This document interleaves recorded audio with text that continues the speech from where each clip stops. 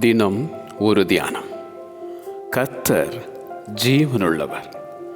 சங்கீதம் 18 வசனம் 46. The Lord lives. உன் தேவனாகிய கர்த்தரில் அன்பு கூர்ந்து அவர் சத்தத்திற்கு செவி கொடுத்து அவரை பற்றி கொள்வாயாக. அவரே உனக்கு ஜீவனும் தீர்க்காயுசுமானவர். என் ஜீவனுடைய தேவனை நோக்கி விண்ணப்பம் செய்கிறேன் என்றான் தாவீது. ஜீவனுள்ள தேவன், அவர் ஜீவனுள்ளோருக்கு தேவன்.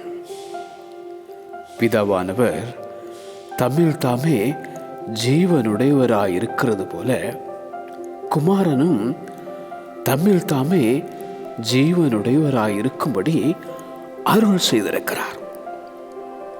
வானத்தில் இருந்து இறங்கி உலகத்துக்கு ஜீவனை கொடுக்கிற அப்பம் நானே உயிர்த்தெழுதலும் ஜீவனுமாயிருக்கிறேன்.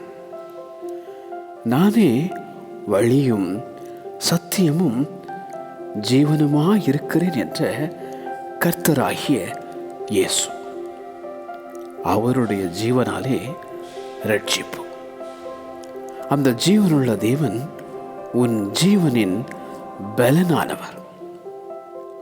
உங்கள் ஜீவன் கிறிஸ்துவுடனே தேவனுக்குள் மறைந்திருக்கிறது. கர்த்தர் ஜீவனுள்ளவர். கர்த்தர் ஜீவனுள்ளவர். ஆமென்.